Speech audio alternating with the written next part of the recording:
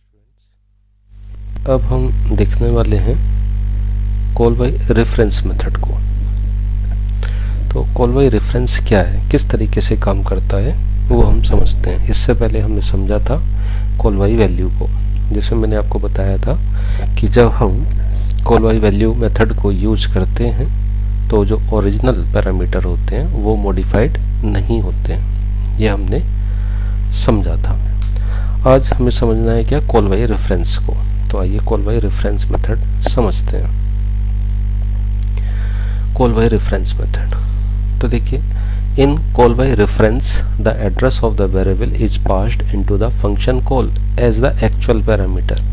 जब भी actual parameter की बात कहेंगे तो आपको हमेशा ध्यान आना चाहिए कि एक्चुअल पैरामीटर तो जब फंक्शन को कॉल करते हैं उसमें पास होते हैं, ठीक है। तो जब एक्चुअल पैरामीटर की हम बात कर रहे हैं और ये बात कर रहा है एड्रेस की, तो अब वैल्यू को पास ना करा करके किसको पास कराना, हमें एड्रेस को पास कराना है, ठीक है। तो the address of the variable is passed into the function call as the actual parameter. Okay, number 2, the value of the actual parameter can be modified by changing the formal parameter since the address of the actual parameter is passed। Okay, देखिए, जब हम call by reference method को use करते हैं तो call by reference method में address को use करते हैं। तो जब एड्रेस को यूज करते हैं और आपस में एड्रेस ही चेंज हो गए, यानी ओरिजिनल वैल्यू भी आपस में क्या हो जाएगी, चेंज हो जाएगी। ये कहना चाह रहे हैं कि कॉल बाय रेफरेंस मेथड में हम वैल्यू के ऊपर काम ना करके एड्रेस के ऊपर काम करते हैं। तो जब किन्हीं दो वेरिएबल के एड्रेस को हमने आपस में चेंज कर दिया तो उनकी वैल्यू भी आपस में क्या हो जाएगी, चेंज हो जाएगी।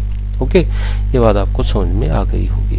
नाउ तीसरी बात ये आती है, क्या मेमोरी में एक ही लोकेशन क्रिएट होगी या अलग अलग लोकेशन क्रिएट होगी कॉल बाय रेफरेंस में। कॉल बाय वैल्यू में मैंने आपको बताया था एक्चुअल पैरामीटर की मेमोरी अलग बनेगी, फॉर्मल पैरामीटर की मेमोरी अलग बनेगी, जबकि कॉल बाय रेफरेंस मेथड में एक्चुअल पैरामीटर और फॉर्मल पैरामीटर की मेमोरी लोकेशन सेम होती है, ये चेंज नहीं होती है, ये अलग अलग नहीं होती है। तो in the call by reference the memory location is similar for both formal and actual parameter. Okay, दोनों की एक ही होती है, दोनों की सेम होती है ना।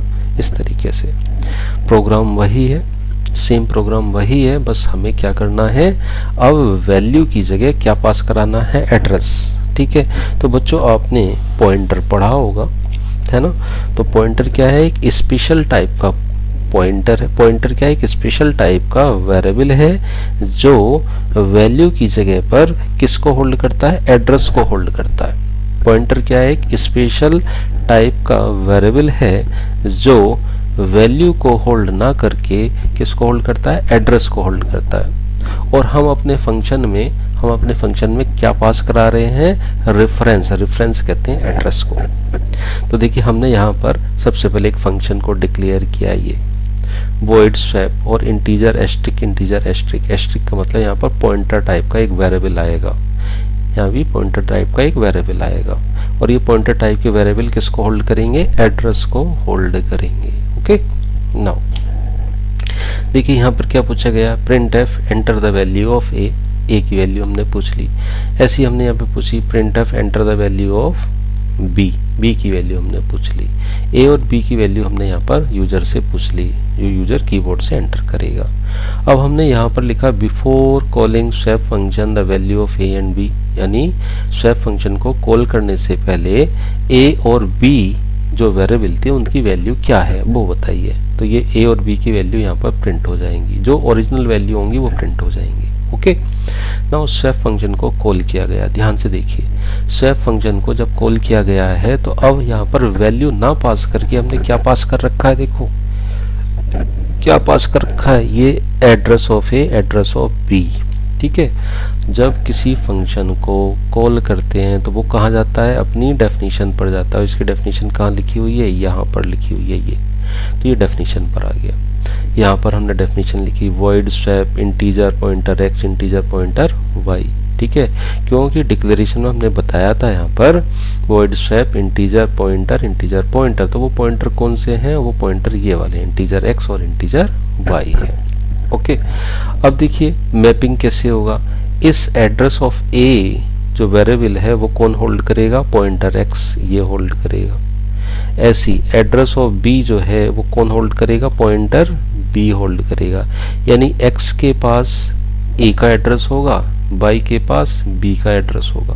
ओके, नाउ अब आपस में हमने टेम्प नाम के वेरिएबल से इनके एड्रेस को क्या करा दिया, आपस में चेंज करा दिया। तो जब एड्रेस ही चेंज हो गए तो एड्रेस के साथ साथ इनकी वैल्यू भी आपस में क्या हो गई होंगी, चेंज हो गई होंगी।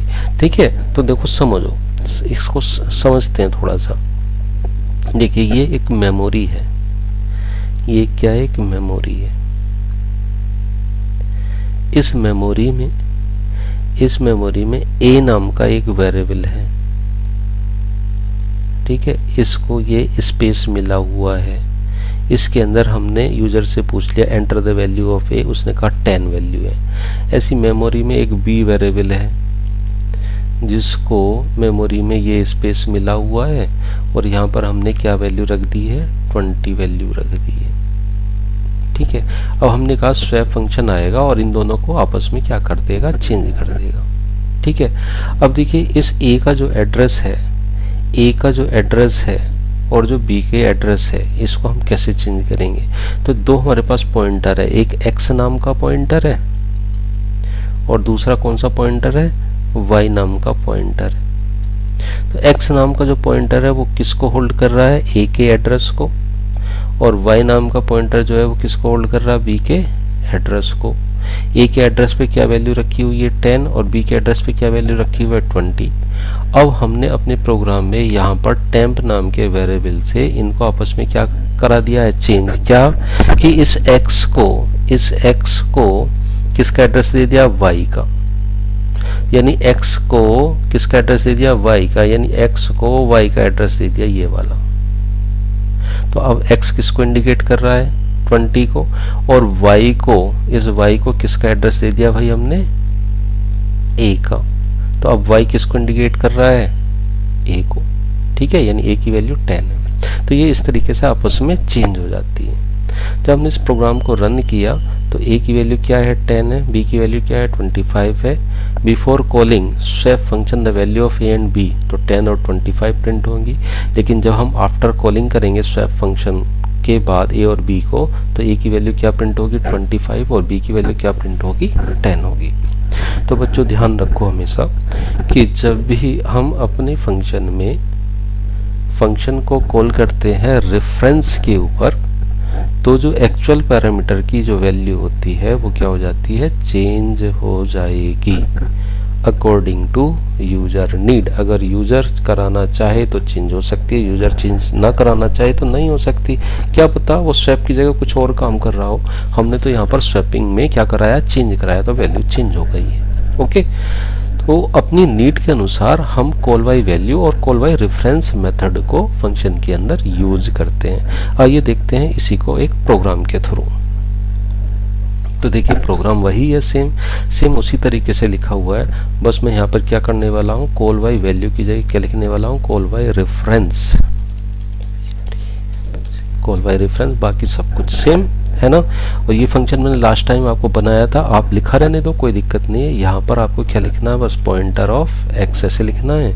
यहाँ पर क्या बना देना है, पॉइंटर ऑफ वाई ऐसे बना देना है यहाँ। ठीक है, यहाँ पर एक पॉइंटर ऐसे और x को भी आप ऐसे लिख देंगे, पॉइंटर ऑफ x में पॉइंटर ऑफ y की वैल्यू और पॉइंटर ऑफ y में पॉइंटर ऑफ टेम्प की वैल्यू। ठीक है, और यहाँ पर जब फंक्शन को कॉल किया यहाँ पर क्या लगा देंगे, एड्रेस, और यहाँ भी क्या लगा देंगे आप, एड्रेस, ऐसे करके लगा देंगे।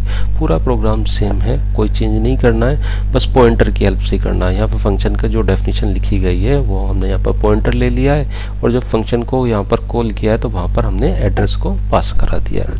इस प्रोग्राम को सेव करते हैं और रन करके देखते हैं भाई। चलो मैं यहाँ पर कर देता हूँ क्लियर और इसको कराते हैं कंपाइल। देखो कोई एरर आई, कोई एरर नहीं है। रन करते हैं ./s1 से। क्या पूछ रहे हैं हमसे? Enter the value of a की वैल्यू इस बार मैं 9 देता हूँ और बी की वैल्यू मैं देता हूँ सपोज दैट 7। तो ध्यान से देखना, ए की वैल्यू 9 है, बी की वैल्यू 7 है। स्वैप फंक्शन को कॉल करने से पहले ए की वैल्यू क्या प्रिंट होनी चाहिए? 9 और बी की वैल्यू क्या प्रिंट होनी चाहिए? 7। तो देखो क्या प्रिंट हो रही है, देखो ध्यान से, जी हाँ प्रिंट हो रही, ए की वैल्यू 9 और बी की वैल्यू 7। लेकिन जब हम फंक्शन को कॉल कर लेते हैं और उसके बाद वैल्यू को प्रिंट कराते हैं तो वैल्यू आपस में क्या हो जाती है? चेंज। ए की वैल्यू 7 हो जाती है और बी की वैल्यू क्या हो जाती है? 9। ओके, तो ये चीज़ आपको बच्चों समझ में आ गई होगी। ठीक है, बहुत इजी सा कंसेप्ट है, ऐसा कुछ नहीं है इसमें। ठीक है, तो आप इसको ऐसे भी याद रख सकते हो। और अगर आप ये चाहो कि नहीं सर इसको हम पहले की तरीके से करना चाहते हैं कि फंक्शन को डिक्लेयर करेंगे और फिर करेंगे, तो हम इसको वैसे भी कर सकते हैं। चलो मैं इस लाइन को यहाँ पर पेस्ट कर देता हूँ और यहाँ पर फंक्शन को डिक्लेयर कर देता हूँ ऐसे, void swap, और यहाँ पर मैंने इस तरीके से लिख दिया integer pointer comma integer pointer, बस सॉरी इस तरीके से लिख दिया, बस बाकी कोई चेंज नहीं। ठीक है, इस प्रोसेस फिर से सेव करो और रन करके देखो। देखो कंपाइल करते हैं, कोई एरर नहीं। रन करो, वैल्यू देते हैं 4, वैल्यू देते हैं 5, तो देखो वैल्यू चेंज हो रही कि नहीं हो रही? हो गई चेंज। ओके, तो ये प्रोग्राम बच्चों आपको समझ में आ गए होंगे।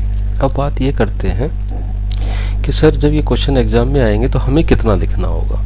ठीक है, अगर ये प्रोग्राम आपका आता है तो आपको बेटा इतना ही कुछ लिखना है जितना मैंने इस यहाँ पर आपको दिखा रखा है। सबसे पहले call by value and call by reference में ये आप लिखेंगे there are 2 method to pass the data into the function in C language, call by value और कॉल बाय रेफरेंस। ये छोटी सी फिगर बनाएंगे।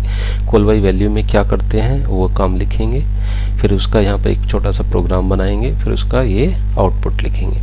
ऐसी कॉल बाय रेफरेंस आता है तो ये 4-5 लाइनें लिखेंगे, उसका यह प्रोग्राम लिखेंगे और उसके बाद ये आउटपुट लिखेंगे।